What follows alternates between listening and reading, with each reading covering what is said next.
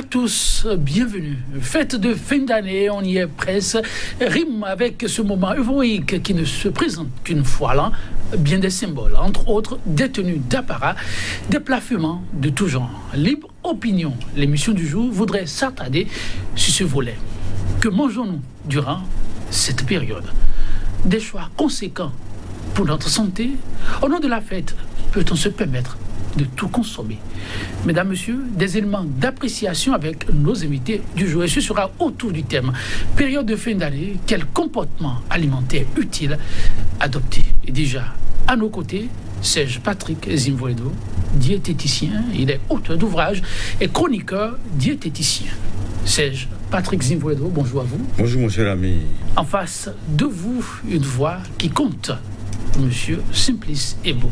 Il est le président de la grande compagnie africaine pour la restauration de la santé. Simplice Ebo, bonjour à vous. Oui, bonjour, cher Joël. Merci de répondre à notre invitation. Merci beaucoup. De la gastronomie, oui, ce n'est pas courant sur ce plateau, mais la période oblige.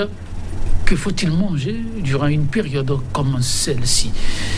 Et quelle attitude adopter? Avant de revenir plus amplement sur ces questions, je me retourne d'abord vers vous, monsieur Patrick Zimvoedo. Alors, quand on parle de fête de fin d'année en lien avec la gastronomie, ça vous renvoie à quelle image? Ça me renvoie vers l'image de la bouffe, de la mauvaise bouffe, parce que la gastronomie, avec la fête, l'être humain s'oublie. Il s'oublie et il se dit, bon, c'est la fin d'année, il faut que je gaffe, il faut que je mange tout ce que je veux. Et il se concentre plus dans les mélanges hétérogènes. Ce que l'estomac n'aime pas, l'intestin grêle n'aime pas. Depuis la salive, depuis la mastication, jusqu'à l'intestin grêle, le côlon et l'anus, tout cela n'aime pas parce qu'il y a un mélange hétérogène. Et vous verrez que après la fête, janvier, février, mars, les hôpitaux sont pleins. Et les diagnostics, infection, intoxication alimentaire, constipation, diarrhée. Alors, voilà. On est là justement pour éviter qu'après les fêtes, les hôpitaux se remplissent comme d'habitude. Alors, on compte sur vous pour y arriver. Oui, monsieur Simplice Ebo, les fêtes de fin d'année ne sont pas loin. Et vous vous dites, quand cette période vient, il faut penser d'abord au corps, qu'il faut préparer le corps. Bien sûr. Comment ça? Ah oui, parce que pendant les fêtes de fin d'année, on fait un bilan et on sait que pour le reste maintenant, c'est qu'il faut tout envoyer. C'est-à-dire, il faut tout dépenser. Parce que l'année a été bonne, donc il faut dépenser, il faut consommer, il faut faire la fête avec tout le monde. Alors, si vous ne préparez pas votre corps avant d'entrer dans cette période où vous allez tout consommer, vous risquez donc de sortir de cette période de fin d'année avec de graves maladies.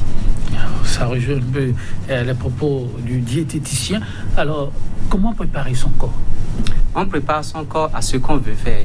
C'est-à-dire, si je veux par exemple manger, je veux manger un plat. Si le plat que je veux manger, compte tenu de ce qui est dedans, je dois savoir alors ce que je dois faire avant d'entrer en contact ou bien avant de manger ce plat. Un exemple, si je veux prendre par exemple un plat qui ne contient pas assez de fibres pour me permettre donc de libérer facilement mes matières fécales, je dois boire de l'eau pour que lorsque le repas serait envoyé, ça puisse trouver donc de l'eau, donc pour que les défécations soient faciles. C'est ça. Oui. C'est en cela qu'il faut préparer son corps. Il faut préparer son corps. Tout à l'heure, nous allons entrer beaucoup plus dans les détails pour voir comment nous devons nous préparer avant d'entrer dans les périodes donc, de fin d'année. Ok. Monsieur Zimvoedo, pour la fête, lorsqu'elle s'annonce, quelles sont les attitudes premières pour vous requises pour tout le monde? Les premières aptitudes, c'est d'abord savoir mélanger les protéines et les glucides. Il faut prendre tout un coup ou quoi? Non. Les protéines, je prends par exemple le cassoulet avec poulet. Ça, c'est fait monter le taux d'acide urique. Le cassoulet ne doit pas aller avec poulet? Jamais. Poulet, c'est une protéine animale. Cassoulet, c'est une protéine végétale. quand je prends, par exemple, les viandes blanches, pintade, dinde, la poule, le canard, ils ont un taux d'acide urique. L'homme a un norme d'acide de taux d'acide urique. Alors, si vous mélangez protéines, celui qui prend par exemple cassoulet 4 fois dans une semaine est égal à 100 grammes de viande. 100 grammes 100 grammes de viande. Ah bon? Donc, c'est une accumulation de protéines végétales donne 100 grammes de viande. Pourquoi pas se concentrer sur des protéines végétales pendant les fêtes pour normaliser son taux d'acide urique? Parce que le problème ici, c'est le résultat de ce que tu as mangé, pas un bilan. C'est le résultat. Donc le résultat, la finalité, monsieur, vous avez votre taux d'acide urique qui dépasse les normes. Conclusion, les gouttes. Parce que tu as consommé rien que de protéines animales. Et tu as encore fait un mélange hétérogène. Et c'est ça qu'on voit aujourd'hui pendant les fêtes. Cassoulet, poulet, cassoulet, saucisson, cassoulet et rognon. Impossible. Impossible. Cette combinaison-là. C'est pas bon. Alors, on prend du cassoulet comme ils sont nombreux à en aimer, vous le savez. Hein? Bien sûr. Ça ne manque pratiquement pas quand on parle de fête. Ouais. La combinaison que vous avez évoquée, c'est ce à quoi on assiste habituellement. Ouais. Que devra-t-on faire? Alors, je vais dans les macronutriments et les micronutriments. Choisissons le cassoulet que les Béninois aiment tant, mais bien d'autres. On reste avec le cassoulet. On fait quelle combinaison avec? Voilà. On parle d'abord des principes du macro et du micro. Les macros, c'est les protéines, glucides, lipides. Nous avons les protéines animales, les protéines végétales. Alors, je prends les protéines végétales, je vais dans les lipides. Vous comprenez? Oui. Alors, et je vais dans les micros, c'est les fibres alimentaires. Et les fibres alimentaires, c'est les oligo-éléments, les vitamines et les minéraux. Donc, je prends le cassoulet, en entier, ça fait protéines végétales. Je vais maintenant vers les glucides et les fibres. Et les fibres ici, je prends par exemple la pomme de terre. Dans le cassoulet. Dans le pomme de terre, oui. Et carottes, oignons et un peu d'ail. Là, je mange équilibré. Parce que le cassoulet est une protéine végétale. Déjà, les protéines constituent une brique pour l'organisme. On ne pense pas du tout à la viande. Non, la viande, c'est... Vous savez, quand tu veux consommer la viande, souvent, quand on va dans les restaurants, on dit pommes frites au poulet. Vous verrez que le poulet est plus consistant que la pomme frite. C'est pourquoi on parle du plat résistant. Le plat résistant, je n'ai pas refusé qu'on consomme de la viande. Non, non, non. Je n'ai pas refusé. Non, parlons du cassoulet et la viande. Alors, ça, il faut bannir. Il faut bannir, sincèrement. Parce que quand tu ne vas pas dans ce sens, tu vas te créer d'autres problèmes. Sachant que tu fêtes, il faut fêter en qualité. Tu as porté des chemises de valeur, des costumes de valeur, des chaussures de valeur. Mais pourquoi pas ce que tu manges en qualité de valeur? Parfois, ce n'est pas ignorance. C'est ignorance. C'est pourquoi nous, on insiste, nous, la décision, on insiste surtout sur la qualité. Imaginez, si tu aimes la bière, tu prends la bière sur tout le sens. Mais qu'est-ce que ça c'est fait sur tout le sens? Le sens, c'est uniquement de bière. Il ne faut pas faire le mélange de bière et champagne. Il ne faut pas le mélange de vermouth. Le vermouth, c'est du vin cuit. Oui. Par exemple, les Filippetti, des martinis, des choses comme ça. Et tu mélanges ça encore avec la bière, mais attention, la glycémie. Alors, quand les gens prennent d'abord la bière au début, oui, et vers la fin, et vous savez comment ça se passe, par endroit, il y a un gâteau là qu'il faut couper pour agrémenter l'événement, oui, et ça vient en dernière position. Il y a les bouteilles de champagne qu'on saute, on sait. Alors, l'homme, il a déjà pris 4 à 6 bouteilles de bière, et puis il dit, mais il ne peut pas rater ça non plus. Il n'accompagne pas. Non, non. Il va regarder les autres déguster tranquillement. Il s'intoxique simplement sans le savoir. Donc il ne mange pas. Il ne mange pas. Il faut manger bien, manger en santé, manger équilibré. Mais il a mangé en santé, manger en dérivation, manger équilibré. Nous sommes en manger en dérivation. C'est ça la malbouffe. Parce que c'est la folie, c'est la fête. Bon, je prends du pain avec cassoulet. Je prends du pain avec cassoulet. Ah, attention. Voilà. Vous dites, je prends du pain avec cassoulet. Oui. Cassoulet, c'est sans pain. Cassoulet, c'est sans pain. Le pain, c'est de la farine blanche. C'est-à-dire, le pain, c'est du gluten. Et gluten, c'est une protéine qui se retrouve dans les céréales. Surtout les céréales blanches, raffinées. Et quand les céréales sont raffinées, ça n'apporte rien à l'organisme. C'est dépourvu. Ça constipe. Et quand ça constipe, qu'est-ce qu'il faut faire? Il faut aller vers mon ami qui parle d'eau. Il faut s'hydrater. Et quand tu hydrates, ça élimine. Mais ça élimine à peu, parce qu'il y a l'accumulation. Et c'est l'accumulation, c'est quand tu feras le bilan que les accumulations tu vas constater dans le sang. C'est une question de code sanguin. Ça va déterminer dans le sang. C'est pourquoi j'apprécie nos biologistes qui font toujours des analyses, l'acide urique, l'ionographie. Tout ça, c'est des choses qu'il faut faire pour savoir comment. Normalement, en fin d'année, tout le monde doit faire un bilan pour savoir est-ce que mon acide urique est dans les normes. Tu ne sais pas si l'acide urique est dans les normes, mais tu vas encore charger les viandes. Et en janvier, février, maintenant, il y aura un taux d'acide urique élevé. Avant les fêtes, pour le corps, votre vis-à-vis disait qu'il faut préparer le corps. Bien. Il faut normalement faire un bilan de santé pour savoir là où on est. Très bien. Et savoir que manger. Très bien, tu as compris. Ce qu'il faut boire. Ce qu'il faut boire. Donc, l'argent à mettre de côté, il ne faut pas que ce soit seulement pour l'habit, que pour la bouffe. Je te dis que j'étais parti dans un supermarché la fois passée, oui, que tout le monde connaît au Bénin ici. Vous pouvez taire le nom. Taire le nom. Oui. Mais tout le monde se concentrait sur le matériel. C'est quoi le matériel? Le matériel, les jouets.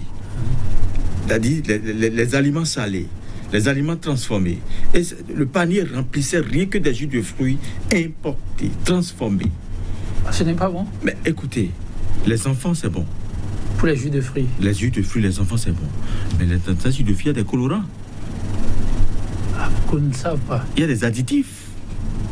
Les jus de fruits, jus de mangue, d'ananas et autres. Mais c'est des colorants. Faut s'en méfier. Oui, s'en méfier. Faut pas. Ça dit, c'est quand j'ai vu, je me dis bon voilà, le monde est fait comme ça. Mais lorsque vous adorez, je sais pas, de la mangue, oui, et vous voulez de son jus, il vaut mieux avoir de la mangue fraîche sur soi et pressée, ou bien là aussi ce n'est pas. Le bon conseil, c'est d'avoir un verger. Il faut prévoir ça. Chez soi. Frère, tu es parti. Quand tu as un verger chez toi, tu t'en fous de ce qui se passe. Tu vis longtemps. Tu te déstresses. Pas ce que tu manges. Vous savez que l'alimentation déstresse? Ça te stresse. Quand tu manges bien, tu es déstressé. Quand tu manges bien, tu es déstressé. Tu n'as même pas besoin de faire la marche. Tu es déstressé parce que tu prends des choses qui sortent de la terre. Bio, que toi-même tu as entretenu. Parce que la terre, c'est un élément qu'il faut entretenir. Quand tu as ta parcelle. Des aliments bio, on en a en quantité aujourd'hui?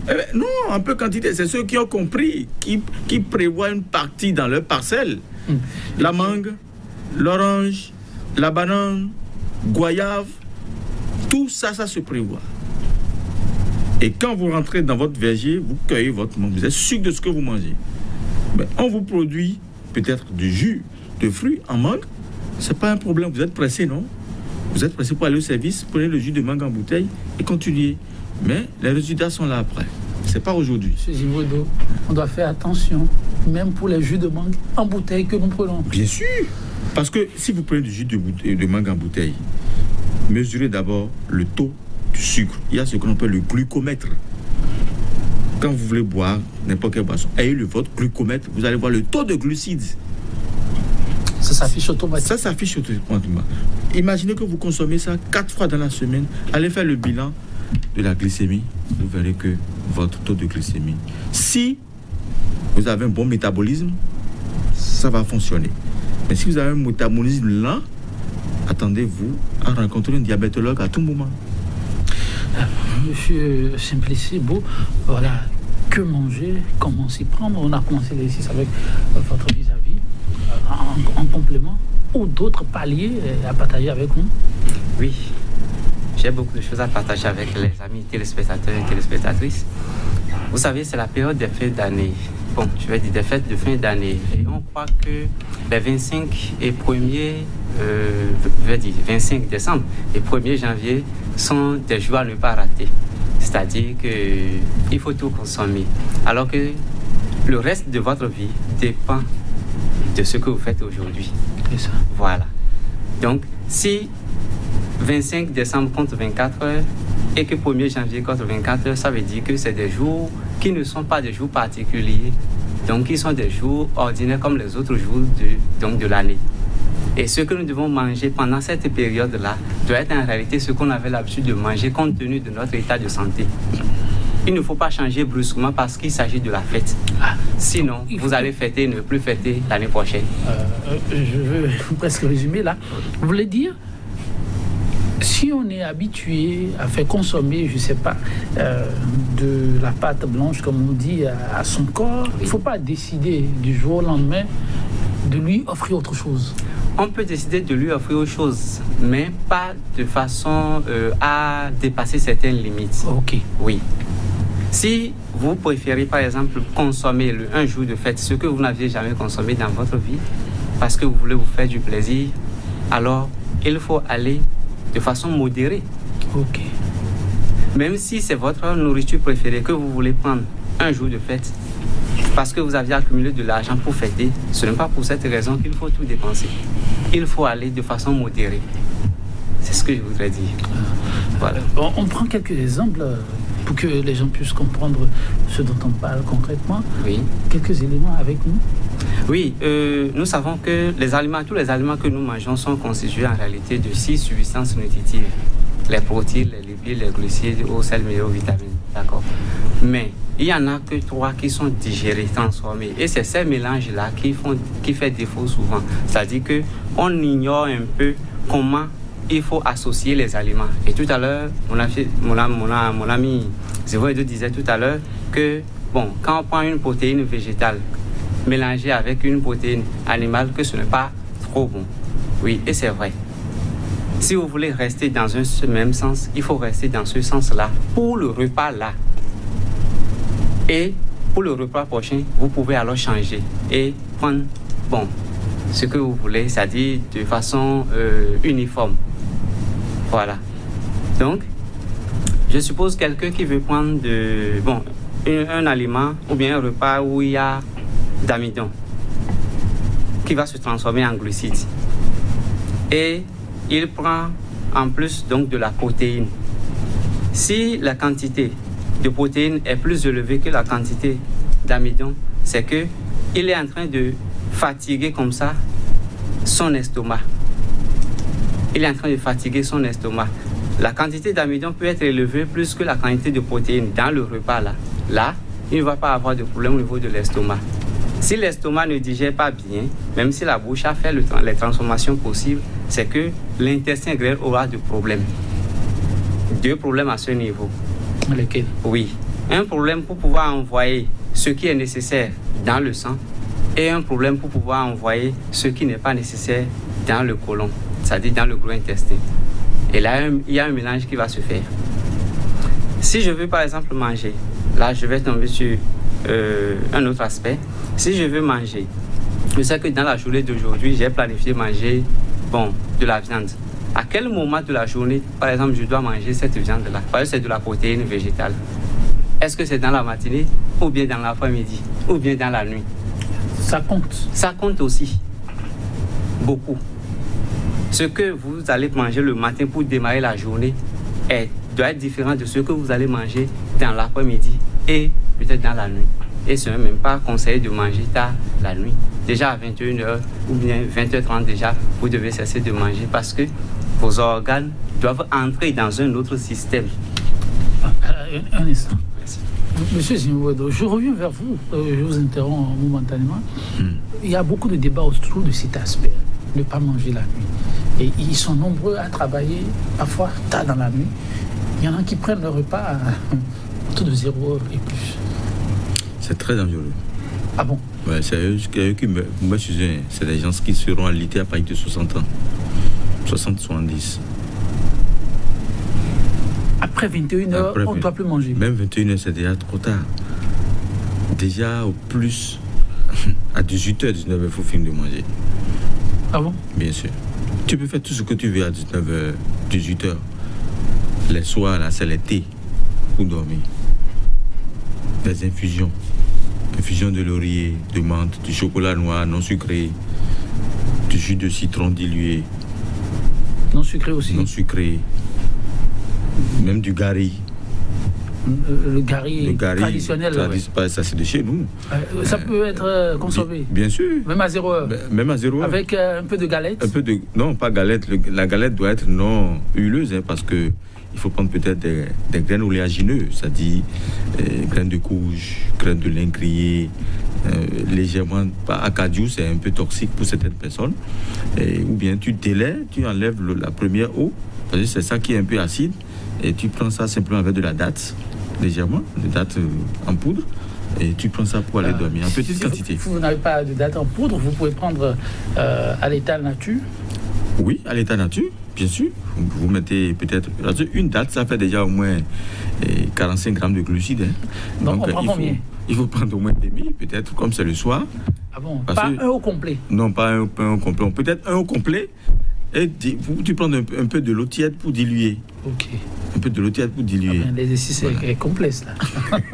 Oui, vous poursuivez. C'est pour avoir son avis, là, je sais qu'il y a beaucoup de débats qui se mènent autour, mais ils sont aussi nombreux à aller autour de la table à des heures très indues. Ouais. Donc il faut arrêter. Oui, il faut arrêter. Bon, en réalité, ce que nous sommes en train de dire ici maintenant, ce n'est pas que beaucoup de personnes ne connaissent pas ça. Hein. Ils connaissent ça. Mais comment pratiquer, comment changer le mode de vie? C'est ça qui leur est difficile. Vous savez, moi, le jour où j'ai découvert que le cube n'est pas trop bon pour l'organisme, je vais dire, dans la même semaine, j'ai cessé de prendre le cube. Et vous savez comment j'ai fait? J'avais préparé du haricot. Et déjà cuit, j'ai mis un peu de cube dedans.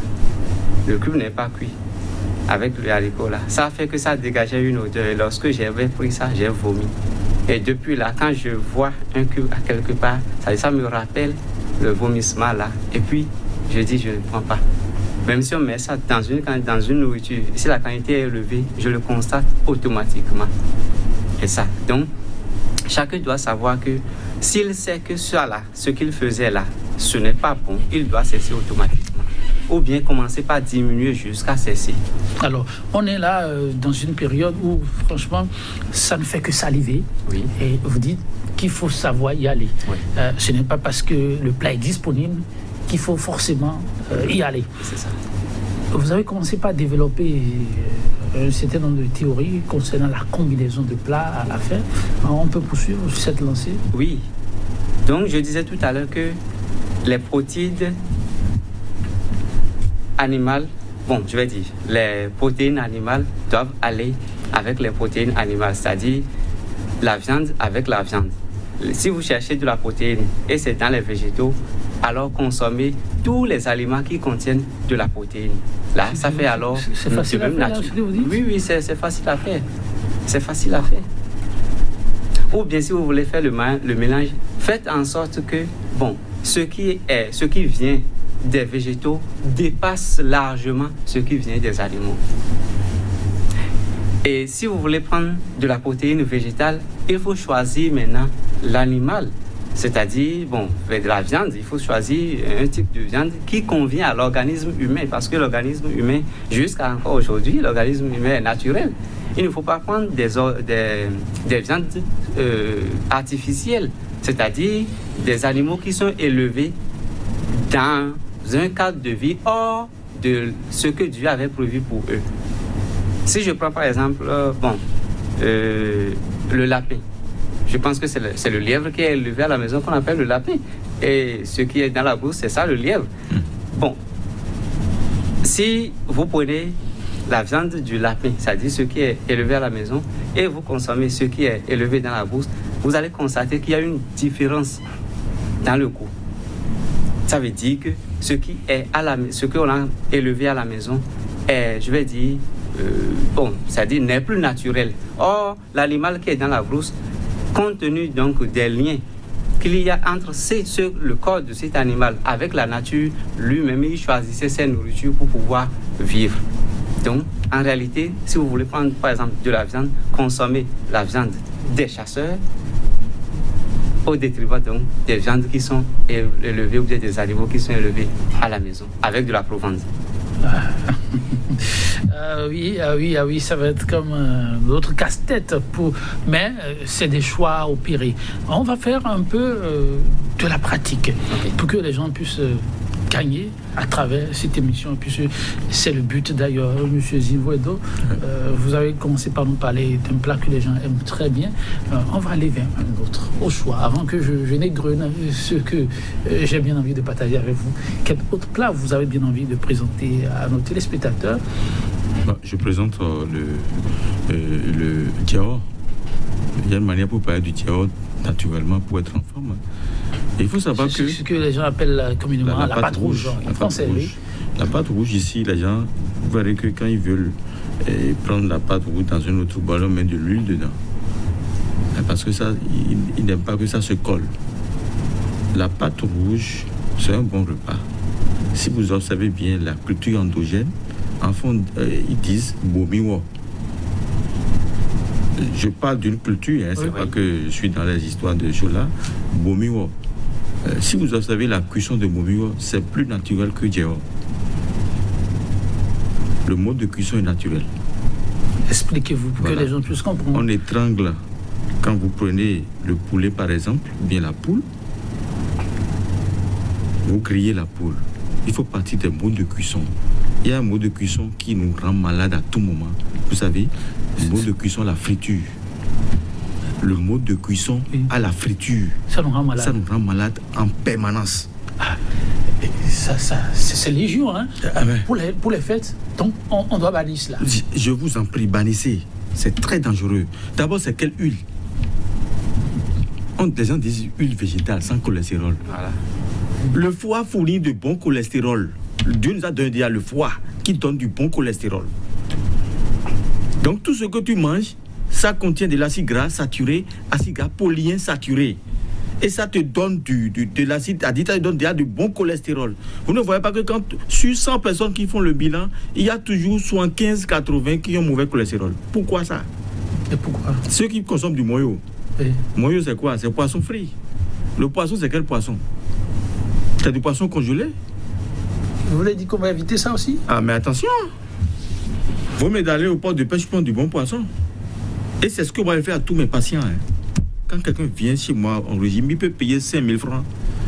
Je me bats pour lui prendre du poisson marin. Et le kilo, c'est à 3 500 francs. C'est pas une publicité que je fais, c'est à 3 500 francs quand tu prends un poisson marin. Mais quand tu vas dans les poissonneries, si tu dis 700 le kilo, on te vend. Et ce poisson a quitté depuis la mer. C'est resté dans le conteneur, c'est venu ici, ainsi de suite. Et c'est resté encore dans le congélateur. On dit cuisse rapide. On dit, je ne sais pas, des ailerons rapides ou bien... Il y a des expressions. Et quand tu donnes 1000 francs, à peine 200 francs, tu as déjà de poulet. Et quand les gens ne sont pas intelligents, vous m'excusez beaucoup, quand on prépare même le repas, l'huile surnage, l'eau. Et ça n'attire pas leur attention que cette huile va où? Ça rentre à l'intérieur. Le résultat, quand il fait le bilan, le sang est épais. Le sang n'est plus vif, rouge, comme on apprenait au cours secondaire, au cours primaire. Donc, appliquons le mode de cuisson à la grillade ou au four ou à la fumée. Mais quelqu'un qui a... Mode de cuisson. Grillade. Au four, à la fumée. Donc, pour la fête, hein, on s'applique. On va faire l'exercice ensemble. Tout le monde va prendre patience et on va se mettre à table pour voir ce que ça a donné. Alors, j'abats mon poulet ou bien ma poule, je sais quoi, et je prends une cuisse comme ça. Alors, quand on parle de mode de cuisson, à la grillade, il faut des épices. Les épices favorisent les enzymes stomacales de la digestion. Et la digestion est bonne, sans problème. Alors, vous avez 4 épices à savoir. S'il s'agit de la dinde, par exemple, ou bien de la poule, vous avez laurier, clou de girofle, oignon et ail. Laurier, clou de girofle, oignon et ail. Vous écrasez le tout. Ici, on ne prépare pas le poulet. Les gens disent il faut d'abord préparer le poulet avant de griller. Non. Ici, vous faites un bain épicier. Pour le poulet. Pour le poulet. Le bain épicier, c'est quoi? Les épices que je viens de citer, vous écrasez le tout. Clou de girofle, laurier, oignon, ail. Un peu de sel de l'Himalaya. C'est pas le sel blanc. Ah bon? Le sel de l'Himalaya. Parce que le poulet contient aussi du sel. Il consomme du maïs. Donc, il y a le sel en lui, naturellement. Donc il faut le sel le sel de couleur rose l'Himalaya. 3 pincées simplement, ou bien 2 pincées. Et vous mettez le poulet dans le bain épicier. Vous mettez un peu d'eau là-dessus. Vous verrez qu'après 15 à 20 minutes, l'eau devient huileuse. Ça veut dire que c'est l'huile de la poule qu'on a abattue là. C'est ça qui produit, ça sort déjà l'huile. L'organisme a besoin de ça. Donc pas l'huile dont nous parlons habituellement. Nous parlons habituellement. Sans cholestérol là. On n'utilise pas ça. On n'utilise pas ça, non. Et quand vous mettez ça dedans, oui, vous laissez ça pendant un temps donné, 15 à 20 minutes. C'est ça que nous on appelle bain épicier. Et vous laissez ça pendant un temps. Maintenant, vous avez votre charbon, la grille, et directement, vous passez à la grille. Chaque 5 minutes, vous tournez jusqu'à obtenir 30 minutes pour la grille. Chaque 5 minutes, vous pincez, vous tournez, et votre poisson, ou bien, excusez-moi, votre poulet est prêt à consommer. Comme ça. Comme ça. On peut aller à table. Et vous avez le piment rouge, qui est un antioxydant, parce que ça contient du capsaïde. Pas le piment vert. Non, mais ça c'est du folklore, ça c'est l'hémorroïde, ça. Ah, le piment vert? Je vous jure, c'est l'hémorroïde. Mesdames, monsieur, j'espère que vous suivez. C'est l'hémorroïde. Le piment vert. Le piment vert. C'est un antioxydant, anti-cancer, riche en polyphénol. Et il y a quelque chose que nous oublions, les antioxydants, il faut qu'on ait ça à côté à tout moment, sinon tu vas vieillir rapidement. Le piment rouge là? Ah, c'est très important. Donne le secret de la jeunesse, oui, la vitalité. Voilà. On fait comment? T'as dit? On peut prendre ça chaque matin, c'est ça? Bien sûr. On prend ça, truc comme ça? Vous écrasez en poudre. Vous avez une moulinette sèche. Oui. Vous écrasez en poudre. Vous faites sécher à l'intérieur, hein, oui, et non sous le soleil. À l'intérieur? À l'intérieur. Le piment rouge? Le piment rouge. Pas sous le soleil? Non. Mais la pratique sous nos tropiques, c'est souvent sous le soleil. Non. C'est une erreur? C'est une erreur. Sérieusement? Séchez cela. Vous commandez à un menuisier, il vous fait peut-être une caisse, oui, avec la grille. Vous mettez ça dedans, dans votre chambre, vous séchez. À peine une semaine, ça ne donnera pas, comme on découvre parfois avec l'oignon, des insectes là. Pas du tout. Si c'est avec engrais, ça donnera des insectes. Mais si c'est sans engrais, vous n'aurez jamais l'insecte. J'avais posé la question au début. Ces produits sans engrais, il y en a encore qui circulent vraiment sur le marché? En tout cas, nous les diététiciens, oui, nous, on a compris très tôt. On prend les dispositions de base. Les naturopathes, les diététiciens, on prend les dispositions de base. Non, sérieusement, ce n'est pas de la publicité que vous êtes en train de vous faire. Pas du tout. Parce que ça va être la ruée vers vous, les diététiciens. Pas du tout. Ces piments dont vous parlez sans engrais sur nos marchés maintenant, c'est la croix et la bannière. Parce qu'en fait, l'engrais n'est pas mauvais en son genre. Hein. L'engrais, c'est pour le public. Multipliez-vous. Mais celui qui comprend, parce qu'il y a 3 choses que nous oublions. Pour évoluer dans la vie, il y a 3 verbes. Comprendre, accepter, dépasser. Comprendre, accepter, dépasser. Si tu n'acceptes pas le négatif de ta femme, tu n'as rien compris dans la vie. Et pourquoi c'est l'exemple de la femme que vous avez encore choisi? Oui, parce que la femme, on dit l'argent, la femme, c'est 3 choses qu'il faut éviter. L'argent, la femme et la terre. Il faut éviter. Il faut éviter ça. Il faut éviter l'argent. Non, en fait, il faut être déçu de ça. Il faut être déçu de ça. Il ne faut pas que quand on vous tend le billet, là, vous êtes prêt à foutre le bordel partout là. Donc. Très bien. Il faut te maîtriser. Il faut te maîtriser. Donc, la femme, l'argent et la terre. Il faut pas que quand tu la vois, tu deviennes fou, non? Non. Même si on te l'arrache, il ne faut pas aller contre. Même si on t'arrache ta femme, bien sûr, tu dis bon débarras. Oui, bon débarras. Vous nous enseignez des choses là. Parce que c'est une décharge. Ah bon? Bien sûr. C'est un déstressant. Il ne faut pas courir derrière le matériel. C'est ça. Tu es venu nu, tu partiras nu. Chers téléspectateurs, on est venu parler des fêtes de fin d'année. C'est aussi des choses qui se passent. Agent fête de fin d'année, on compte tout ça après. On nous dit modération. Femme, bon, écoute, ça tape dans les yeux. De même que les hommes, hein. Oui, les hommes aussi. Oui. Donc, conseil aux femmes aussi. Conseil aux femmes. Merci de rectifier, parce que autrement. C'est pas les femmes seules, c'est les hommes. Il y a aussi pas de misogynie. Merci bien. Donc, la terre aussi, disiez-vous, il faut faire beaucoup attention. Beaucoup attention. Si vous avez un conflit de parcelles en fraternité et vous voyez que parmi les frères, il y a quelqu'un qui veut prendre la parcelle, laissez-lui la parcelle. C'est ça. Dites-lui, s'il te plaît, je te laisse la parcelle. D'accord. Merci bien, c'est quelques ouvertures, mais heureuses. On parlait de ce piment. Oui, le piment rouge. Donc, il faut sécher à l'interne. À l'interne. OK. Et quand tu finis de griller ton poisson, tu as le piment rouge. Tu coupes aussi l'oignon qui est riche en insuline. L'oignon. L'oignon est riche en insuline. Okay. Donc, avec l'engrais ou pas, ça peut aller. Ça peut aller. Okay. D'accord. Il faut préciser parce qu'on est envahi aujourd'hui par l'engrais. Produits. En tout cas, en tant que diététicien naturopathe, nous, on a compris très tôt. Ça peut dire comprendre, accepter, dépasser. Donc, on a compris, on accepte et on dépasse. Vous allez au-delà. Très bien. Okay. Donc, alors, pour cet exemple-là, voilà, on a fait l'option d'aller vers la nature. Si on comprend. Avec ce poulet, maintenant, on peut prendre la bière. Hein? Avec ce poulet-là. Bien sûr. Mais le poulet congelé, la bière ne va pas. Non. Celui-là, il s'intoxique. Hein? Il s'intoxique. Si vous faites... allons tous à l'élevage alors. Bien sûr. Okay. Si vous faites cette forme de cuisson à la grillade, ou bien cuisson fourrée, parce que le four aussi a son mode d'épices. C'est ça. Quand ça va à la grille, ça a son mode d'épices. Quand ça va au four, ça a son mode d'épices. Parce que le four, c'est le thermostat. Tu règles le thermostat, la température de la chaleur. Mais si c'est la chaleur à l'air libre, que toi-même tu gères selon ta volonté. Okay. Donc, quand tu finis avec la grillade, tu as ton piment, tu as l'oignon, et le djao maintenant peut accompagner ça. La cassa peut accompagner. Ablo peut accompagner. La pâte du sorgho rouge peut accompagner. Le piron peut accompagner.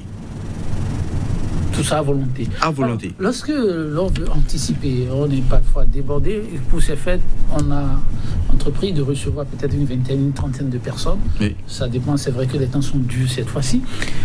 Mais on décide d'anticiper. Oui. Ces poulets qui sont naturels, bien entendu, oui. On les abat, on décide de les conserver avant le jour J. On les met, comme on le dit, en conservation. Oui. On peut appliquer les mêmes règles, ou bien le fait de les avoir mis en conservation leur donne la même nature que les poulets congelés. Là, tu mets le curry et le thym. Quand tu mets ça en conservation, tu renforces le curry et le thym. Le curry et le thym. On les renforce en quoi faisant? Pour le grillade. La grillade plutôt. Ok. Les autres épices que j'avais citées, oui. Tu renforces quand on a congelé. Oui. Et la congélation, c'est plus 2 jours, 3 jours. Il ne faut pas que ça excède 3 jours, oui. Quand ça excède 3 jours, les protéines dont on a besoin sont tuées. C'est pourquoi le diététicien, il aime le frais. C'est-à-dire, chez nous, quand tu viens, on cueille directement, on coupe, on fait la grillade chez toi et tu consommes. Là, tu bénéficies des bienfaits des protéines, parce que les protéines constituent une brique pour l'organisme. C'est des perles pour l'organisme. On en a besoin. Quelqu'un qui est anémié, il a manque de protéines. Quelqu'un qui a la fonte musculaire, il a manque de protéines. Alors que la protéine, on en a besoin à tout moment. De même que végétal qu'animal. Merci bien. Oui, Simplice et Beau, merci pour ces apports. Oui. Il y a quelque chose que je voulais apporter. Bon, il y a beaucoup qui consomment par exemple du riz pendant les fêtes, les périodes de fêtes d'année. Vous savez, d'abord, je disais sur ce plateau que le riz n'est pas bon pour être consommé le matin. Il faut consommer le riz dans l'après-midi. Oui, parce que ça ne contient pas de la vitamine C. Il faut démarrer la journée avec de la vitamine C. Alors, on fait pratique. Oui. Démarrer avec la vitamine C, on peut prendre quoi, par exemple? Voilà, tout fruit qui est jaune ou bien tout fruit qui est vert mais sucré. Naturellement. Des exemples? Bon, si je prends, moi, c'est l'orange d'avoir trop réfléchi. Oui, l'orange, la banane, l'ananas. Bon, on peut prendre ça le vrai ananas. Hein. Il y a encore faux ananas? Le marché est abondé aujourd'hui du faux ananas, c'est-à-dire les ananas qu'on plante aujourd'hui et on récolte voilà. Et en même temps, tout, non. L'ananas, en réalité, même si vous semez comment tout le consommateur peut faire la différence? C'est pourquoi mon ami disait tout à l'heure que chacun aujourd'hui, pour vivre longtemps, doit chercher une parcelle et savoir chercher encore. Vous savez qu'il n'y en a pas encore pour eux-mêmes, pour le toit familial, il n'y en a pas aujourd'hui. Il y en a, Non, je parle du nerf de la guerre. Il faut pouvoir payer cela. Donc, remplir ces formalités maintenant, avoir une parcelle encore pour... Oui, pour pouvoir cultiver donc certains aliments pour sa famille. Pour sa famille. Le défi donc, est grand. Voilà, je parlais du riz tout à l'heure. Il y a certains qui disent, bon, si c'est un renouvellement, donc récolté. Oui, avant d'évoluer, vraiment, oui. parce que c'est important ce que vous dites là, oui. vous dites le riz le matin, non. Vous avez parlé des fruits. Oui. Alors, le matin, celui qui décide d'accompagner ses fruits d'un plat, il prend quoi? Bon, il prend un aliment protidique, c'est-à-dire un repas protidique. Illustration. Bon, il peut prendre la viande, par exemple, le matin, c'est-à-dire avec... on fait tout ce qu'on peut. Sinon, moi, je ne suis pas très pratiquant donc, de la préparation donc, des repas pour pouvoir donner le nom de tout ça. Voilà. Là, ok, allons-y. Donc, on fait ce que... c'est-à-dire un plat consistant qui contient, par exemple, de la viande que vous voulez consommer ça le matin pour accompagner donc vos fruits. Et si vous faites ça comme ça, vous allez voir que les fruits, ayant fourni donc de l'énergie à l'organisme aura plus de facilité à transformer cette protéine animale que vous venez de consommer. C'est ça. Voilà. Mais les fruits, les soirs, ce n'est pas bon parce que la vitamine C, le soir, c'est que ça va vous permettre de ne pas dormir. Et si vous ne dormez pas, ça veut dire que vous ne respectez pas le code de l'organisme. Donc, on ne peut pas prendre de fruits le soir? Fruits très sucrés, non. Bon, et la banane? La banane, oui, on peut en prendre. Même pas trop. Ah bon? Non. Si c'est trop sucré, ce n'est pas bon. Même si vous voulez prendre, bon, prenez juste une petite quantité. Mais voilà. La banane, ça peut aller? Ça peut aller, mais une petite quantité toujours. Aussi. Parce que oui, nous sommes dans la soirée. Si nous sommes dans la soirée, tout ce qu'on doit consommer ne doit pas dépasser certaines limites. On ne doit plus consommer, tout comme si on veut faire un travail de force dans la nuit. C'est ça. Voilà. Donc, il y a beaucoup qui choisissent le riz, qui, quand on prépare là, une petite quantité là, que bon, ça grossit et ça remplit la marmite. Oui. Ce n'est pas bon en réalité. Sinon, c'est un riz naturellement, bon, qui est semé, mais qui est laissé, c'est-à-dire qui est conservé pendant des années. C'est pourquoi ça grossit? Oui, c'est pourquoi ça grossit. Et ça remplit rapidement la marmite. C'est-à-dire qu'avec ça, vous allez remplir seulement vos intestins et vos estomacs, mais en réalité, vous n'êtes pas en train de bénéficier de ce qui serait dedans. Et il a parlé aussi du laurier. Je m'étonne des fois, quand je vois beaucoup mettre les feuilles de laurier simplement comme ça, sans en avoir quand même écrasé un peu pour mélanger au repas. Ils mettent les feuilles, non.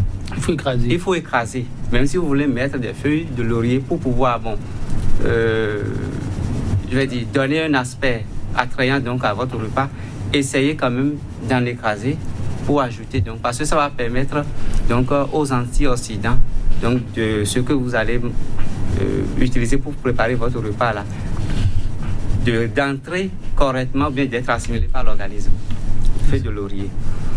Il a aussi parlé de l'huile. Bon, l'huile, si par exemple, parce que tout le monde, je vois que tout le monde n'aura pas l'occasion ou bien n'a pas la possibilité de faire tel qu'il a décrit tout à l'heure pour que l'huile sorte. Maintenant, si vous aviez fait, on vous a fait par exemple un repas, bon, disons une sauce, et il y a trop d'huile dedans, qu'est-ce qu'il faut faire? Si vous avez du frigo, c'est bon. Vous placez la marmite là, dans votre frigo, et vous allumez. 15 minutes, 20 minutes plus tard, vous allez voir, toute l'huile va remonter. Et vous allez maintenant enlever l'huile de la surface et jeter. Faudrait-il avoir du frigo, hein? Si vous n'en avez pas, faites avec donc de l'eau glacée. C'est-à-dire, vous prenez un bol, vous mettez de l'eau dedans, vous mettez de la glace dedans. Et vous déposez la marmite.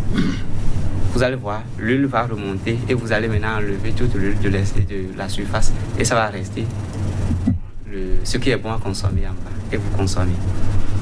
De ça. Oui. Pour rester un peu au niveau de ce registre, il y a un plat dont beaucoup raffolent, il s'agit des spaghettis. Spaghettis. Oui, spaghettis, ça s'accompagne souvent avec du pain. Ah, une mauvaise combinaison. Parce que déjà, l'élément qui a servi à faire donc de spaghettis, c'est ça qu'on a utilisé pour faire le pain. Bon, tout aliment, je disais que tout aliment, je disais sur ce plateau que tout aliment raffiné n'est plus consommable. Mais le blé, là, tel que c'est raffiné pour pouvoir être utilisé pour fabriquer du pain, en réalité, on ne devrait pas consommer. Surtout qu'encore aujourd'hui, il n'y a pas de bon pain sur le marché. Parce que des pains font 2 jours, 3 jours et sont toujours intacts. Alors qu'en réalité, un pain qui fait 24 heures déjà, c'est que, bon, ce n'est plus consommable, ça va commencer par moisir. Normalement. Normalement. C'est ça. Oui, normalement. Mais ils ajoutent des conservateurs ou des adjuvants de telle manière que le même pain peut rester là pendant 3 jours, 4 jours et les gens vont consommer. Ce n'est pas bon. Donc, vous allez parler de spaghetti. Spaghetti pour un instant avant d'évoluer. Oui. Pendant les périodes de fête, oui. S'il y a une denrée très disponible et qui circule beaucoup, c'est aussi le pain. Ça se vend bien et c'est dans toutes les assiettes. Oui.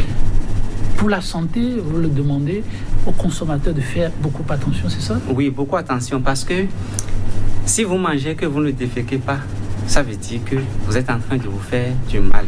Bon. Ce n'est pas l'organisme. Alors, cela signifie que quand on défèque, on peut continuer. Si vous déféquez correctement, oui, vous pouvez prendre du pain. Ah, ok. Oui, parce qu'il y a certains, eux ne défèquent pas bien, mais ils consomment beaucoup du pain.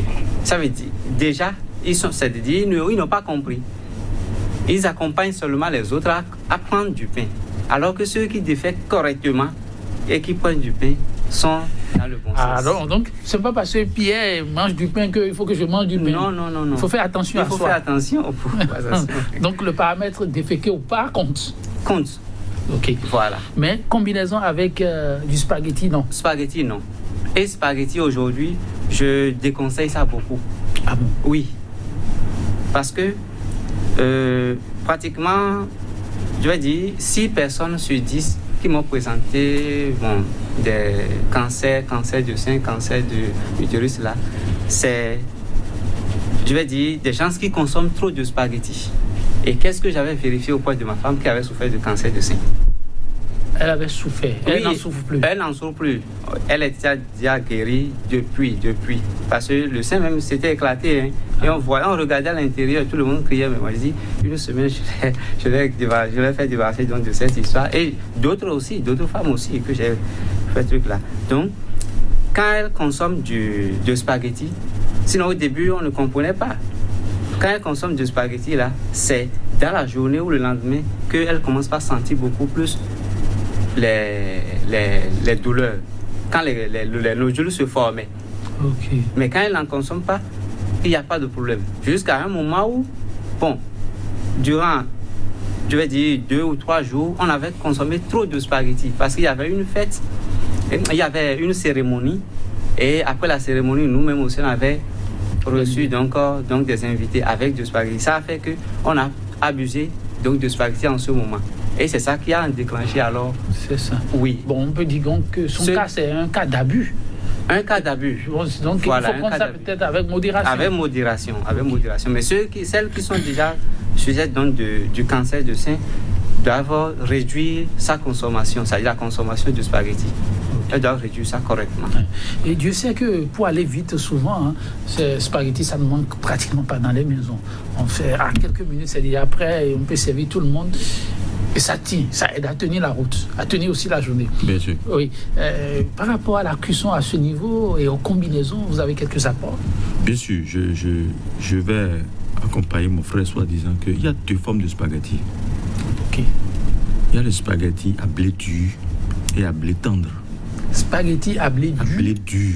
Et à blé tendre. On fait la distinction comment? Voilà. Parce que spaghetti, c'est du glucide. C'est un aliment complet. On en a besoin. Ok.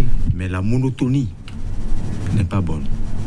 Le mode de cuisson, c'est ça le problème. Ok. Donc parce qu'on ne peut pas consommer du spaghetti et avoir cancer. Ok. Non. Ok. Il y a 2 formes de spaghetti. Okay. Il y a le blé dur et le blé tendre. Allons-y. Et c'est le blé tendre que beaucoup consomment. Ah bon? Bien sûr. Parce que ça pilule sur le marché ou très bien. Ah ok. Ça pilule sur le marché. Ça pilule sur le marché. Beaucoup n'ont pas encore compris le blé dur. Le blé dur ne subit pas une transformation. Comment? Le blé dur, c'est pas adapté en Afrique. C'est ça. C'est Italie, Maroc, Égypte, Espagne. Ok. Dieu les a donné le blé dur. Monsieur Zivouedeo, pour faire ça, vous demandez, excepté les pays que vous venez de citer, oui, que les autres États se déplacent vers l'Égypte, l'Italie, ou on fait comment? Bien sûr, c'est comment? Il y a le blé dur, on vend ça. L'État vend ça à ceux qui veulent produire du spaghetti, du blé dur, de qualité blé dur. l'État vend ça à ceux qui veulent produire. Oui, je prends par exemple, je peux téléphoner l'Italie, j'ai dit, est-ce que vous avez besoin du blé dur? Je vais acheter du blé dur pour produire du spaghetti. Et ce pays, il te produit, c'est-à-dire il te vend le blé dur. Et quand toi tu l'achètes, tu amènes ça au laboratoire pour vérifier est-ce que c'est dans les normes par rapport au principe du blé dur. Je suis tenté de dire que votre démarche, c'est plutôt un appel aux autorités. Bon, je ne trouve pas le citoyen à même de faire ce que vous dites là. Donc l'État peut saisir les États producteurs pour mettre cela à disposition afin que ça inonde désormais les marchés. Voilà. La preuve, même sur les emballages, ils écrivent. Hein. Sur les emballages? Bien sûr. Okay. Ils écrivent blé dur 70%, 25% blé tendre.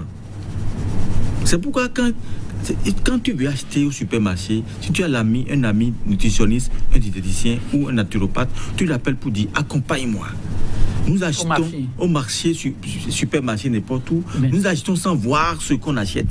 Monsieur Zimwedo, dites, le diététicien que j'appelle pour aller faire mes achats, il m'accompagne pour mes beaux yeux? Non, mais écoutez, nous avons un avocat, non? Donc on doit payer. Mais c'est normal. Non, écoutez, vous connaissez le train de vie et vous connaissez ça aura un impact sur sa santé. Sur sa santé. C'est ça qu'il faut voir. Ok. Je sais que toi, avant d'acheter quelque chose, tu m'appelles. Oui, c'est moi ça. Je pense au citoyen lambda. Oui. Alors, quand on pense à ce grand nombre, on fait comment pour que le citoyen lambda puisse aussi même le spaghetti à blé dur n'est pas cher, hein? Non, c'est 100 grammes du spaghetti blé dur. Quand on va sur le marché, pour parler, puisqu'on est là pour tout le monde, on va sur le marché, on va prendre du spaghetti. Oui. On adopte quelle attitude pour pouvoir avoir su toutefois le spaghetti à blé dur?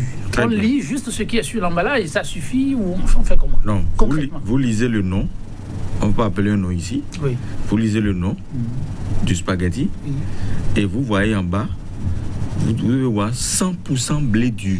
Ah, si ce n'est pas voilà la particularité. Okay. 100%, si vous lisez 100% blé dur, achetez ça. 100% blé dur, de qualité supérieure. Voilà la marque. Ah, ça fait encore plus simple. Voilà. 100% blé dur, de qualité supérieure. Mais si jamais vous voyez 70% blé dur, 30% du blé tendre, n'achetez pas. Okay. Ça, c'est un mélange hétérogène. Et c'est ça, la source cancérigène dont vous parlez. Okay. Si vous allez sur le net, tapez blé dur, les bienfaits du blé dur. Il y a le blé dur, il y a le blé noir, il y a l'épeautre. Ça, c'est des céréales que nous devons connaître qui favorisent la maladie dont nous souffrons. Parce que chaque blé a sa qualité. Le riz aussi a sa qualité. Donc, on ne peut pas dire que tel riz... Non. Souvent, c'est le riz blanc que nous consommons. Que vous venez de dire, le Benoît Landa, qui rapidement, s'il trouve 3 000, il prend un sac de riz de 5 mesures, il se voit déjà qu'il a déjà consommé du riz. Non, il consomme du poison. Ah. Donc, le mélange, on choisit le spaghetti blé dur. Moi, je prends du blé dur. Et mon organisme, quand je prends du spaghetti, j'ai les difficultés d'aller au sel. Et quand le jour que j'ai choisi du blé dur, je n'ai plus de difficultés à aller au sel. Et je prends 2 fois spaghetti dans le mois. Dans le mois? Dans le mois. Il faut répartir les portions. Quand tu répartis les portions, tu n'as pas de problème de digestion. Maintenant, je prends du haricot vert, poivron vert, oignon et du chayo pour accompagner mon spaghetti. C'est comme ça. Là, c'est des légumes. Et le spaghetti chez moi, c'est 1 poignée. C'est pas 2 poignées. Donc ça, c'est pour vous seul? C'est pour moi seul. Okay. Parce qu'il faut qu'il y ait plus de légumes, moins de spaghetti. Pour qu'il y ait des Donc quand il y a 2, 3, 4 personnes, il faut multiplier en fonction du nombre de têtes. Très bien. Merci bien. Tu dis spaghetti mouillé, tu dis spaghetti sec. Et quand tu vas dans les cafétérias, tu dis spaghetti mouillé. Là, c'est tomate en boîte. Spaghetti mouillé, là? C'est tomate en boîte. Donc, il faut faire attention. Il faut faire attention. Et on ne prend pas spaghetti avec viande. Non, on prend spaghetti avec poisson. Boulette de poisson. On ne prend pas spaghetti avec viande. Non. C'est dangereux c'est dangereux pour l'intestin grêle. La viande est dure à mastiquer. Le spaghetti avec des œufs? Non, c'est pas bon. C'est bon pour les enfants parce que c'est les aliments de croissance chez les enfants. Une personne âgée. Les cafétérias qui pilulent dans nos pays africains, et ce qui circule souvent, c'est ça, spaghetti avec viande, spaghetti avec... Ils font le contraire. Ça, c'est des éléments de croissance. On a fini l'étape de croissance. On est dans l'entretien et la maintenance. C'est pourquoi je parle de plus de légumes, moins de glucides. Plus de légumes, moins de... Voilà. Merci beaucoup. L'émission tire à sa fin. Je constate que le temps ne nous suffira pas pour. En fonction de votre disponibilité, on reviendra sur ce plateau. Oui, M. Simpli, c'est beau. Donc, quoi d'important, en dehors de tout ce qu'on a entendu là, que vous aimeriez bien partager avec ceux qui nous suivent? Voilà. Les périodes de fin d'année, les périodes de fête de fin d'année tombent souvent dans la période de l'harmattan. Oui. Donc, nous devons, je vais dire, éviter au maximum la consommation du gras. Parce que quand le gras entre en contact avec l'harmattan, c'est que ça produit beaucoup d'effets négatifs dans l'organisme.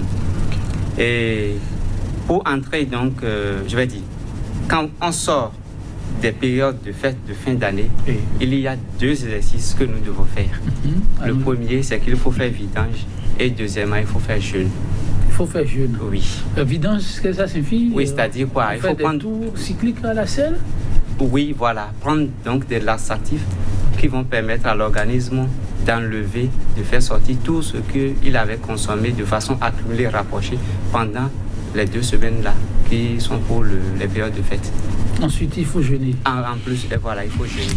Pendant combien de temps? Bon, normalement, le jeûne peut se faire 2 fois dans une semaine. Oui. Bon, à défaut... On jeûne une journée? Une journée et, bon... 2 ou 3 jours après, on rejeûne encore. Okay. Voilà. Son importance, c'est quoi? Son importance, c'est de permettre aux cellules de se rajeunir. De se rajeunir. Bon, ça dit de se libérer donc de certaines toxines et pour pouvoir donc se multiplier au moins aux portes. On jeûne, on démarre à quelle heure comme ça pour rompre? À quelle heure? Bon, le jeûne, en réalité, ça, il y a 3 jeûnes. Il y a le jeûne sec, humide ou bien fruitier. Mais je parle de jeûne sec ici. C'est-à-dire vous n'allez rien manger depuis le matin jusqu'au soir. Mais il ne faudrait pas que ça dépasse 17 heures. On boit moins de l'eau? Oui, si vous voulez faire de jeûne humide, bon, prenez de l'eau. Okay. Oui. Parce que j'imagine ne rien prendre du tout depuis le matin jusqu'au soir. Ça on peut faire ça. On peut faire ça. On peut faire ça. Voilà. Il y en a qui ne se passent pas d'eau. Pour eux, ça va être terrible. Oui. Donc, on fait ça, on prend de l'eau, bon. Et puis, à 17h déjà, on arrête. Mais, ce n'est pas parce que j'ai jeûné du matin jusqu'au soir que je vais rattraper dans le manger du soir, c'est-à-dire le dîner. Non. Il faut oublier. Il faut oublier, c'est-à-dire manger juste ce dont vous avez besoin, ou bien ce que votre estomac peut contenir. Voilà. Merci beaucoup. Oui, monsieur Zivoedo, l'émission tire à sa fin. Oui. Quel élément aimeriez-vous partager en plus avec tous ceux-là qui nous suivent, surtout dans le registre des fêtes là? Voilà, dans le registre des fêtes, il ne faut pas faire les mauvaises combinaisons. Cassoulet poulet, cassoulet viande. Vous pouvez faire votre cassoulet avec pommes de terre, les légumes, vous mangez. Vous avez dit ça oui. Au début. Il ne faut pas aussi faire les mélanges des boissons. Et il faut prendre beaucoup d'eau. Beaucoup d'eau tiède. Beaucoup d'eau tiède. Beaucoup d'eau tiède au lever. Beaucoup d'eau tiède. Après avoir fini de faire la gaffe, tout ce que vous voulez, déclarer une journée comme il a dit. Moi, on appelle ça jeûne à eau tiède. Donc, à chaque 30 minutes, il prend de l'eau tiède. À chaque 30 minutes, disons le 2 janvier, de l'eau tiède à chaque 30 minutes jusqu'au soir. À 18h, il fait de bonnes pâtes, pas dures, avec du moyo, avec du potiron. Le potiron, vous savez, c'est la citrouille. Le potiron, c'est un légume qui est riche en fibres, riche en lycopène. Les hommes en ont besoin. Donc, ils n'ont qu'à... Et surtout le zinc. Les hommes ont besoin du zinc pour procréer. C'est très important. Beaucoup d'hommes n'ont plus de zinc. C'est quand ils ont fini de procréer. On prend ça quand même. On prend ça quand même pour maintenir. Très bien. Okay. Parce que la prostatite peut venir à tout moment. Donc, quand vous consommez le zinc, ça empêche l'arrivée de la prostatite. Donc, vous consommez du zinc, ça t'aide le potiron. Faites ça avec du bon moyen. Vous prenez ça le soir couché, en 18h, 19h. Et je pense que vous allez retrouver votre santé. Ce fut un plaisir. Votre conclusion? Oui, ma conclusion, c'est de dire à tous les amis téléspectateurs et téléspectatrices que votre santé ne vous appartient pas à vous seul. De votre santé dépend celle de vos enfants, de votre famille et de votre entourage. Modération. Merci beaucoup. J'imagine que c'est bien reçu, très schématisé, oui, monsieur Zimwedo. Oui, le dernier mot, c'est d'équilibrer les repas et ne pas avoir l'indigestion. Merci infiniment. Ce fut un instant de partage. J'imagine que vous avez aimé garder votre position. On se retrouvera dans pas très longtemps pour découvrir d'autres aspects, aptitudes surtout, à adopter, à avoir, voilà, pour éviter le pire, parce que rien ne vaut la santé. À très bientôt.